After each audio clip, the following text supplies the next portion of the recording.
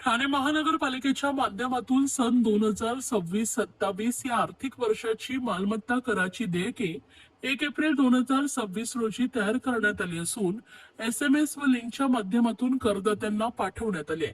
या SMS मध्ये मालमत्ता कर भरण्याची तसेच मालमत्ता कराचे देयके पाहण्याची लिंक करदात्यास उपलब्ध करून देण्यात आली.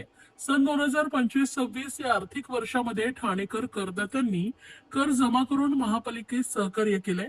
त्याबद्दल महापौर शर्मिला पिंपळकर व आयुक्त सौरभ राव यांनी करदात्यांचे आभार मानले.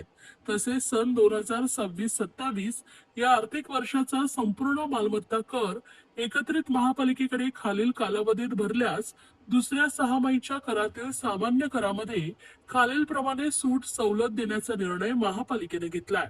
15 जून 2026 पर्यंत आपला कर भरल्यास 10% सूट, 10 जून ते 30 जून 2026 या कालावधीत भरल्यास 4% सूट, तर 1 जुलै ते 31 जुलै 2026 या कालावधीत कर भरल्यास 3% सूट, तर 1 ऑगस्ट ते 31 ऑगस्ट 2026 या कालावधीत कर भरल्यास 2% सूट दुसऱ्या 6 करातील सामान्य करावर दिली जाणार असल्याचं कर विभागानं नमूद केलंय.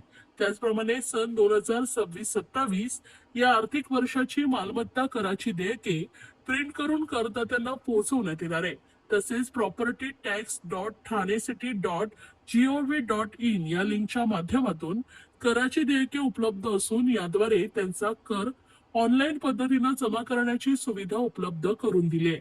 महापालिकेच्या सर्व प्रभाग कार्यालयाकडील संकलन केंद्र तसेच मुख्यालयातील नागरी सुविधा केंद्रामधील संकलन केंद्र कार्यालयीन कामकाजाच्या दिवशी सकाळी 10 ते सायंकाळी 5 वाजेपर्यंत तसेच शनिवारी सकाळी 10 ते सायंकाळी 4:30 वाजेपर्यंत कार्यरत आहे. करदाते आपला मालमत्ता कर महापालिकेच्या प्रभाग स्तरावरील कोणत्याही संकलन केंद्रावर credit card, debit card, cheque, DD तसेच रोखीने भरणा करू शकतात. तसेच Google Pay, PhonePe, BHIM app तर पेटीएम व व्हॉट्सअप चॅटबोटच्या माध्यमातून सुलभतेने मालमत्ता कराचा भरणा करू शकतात.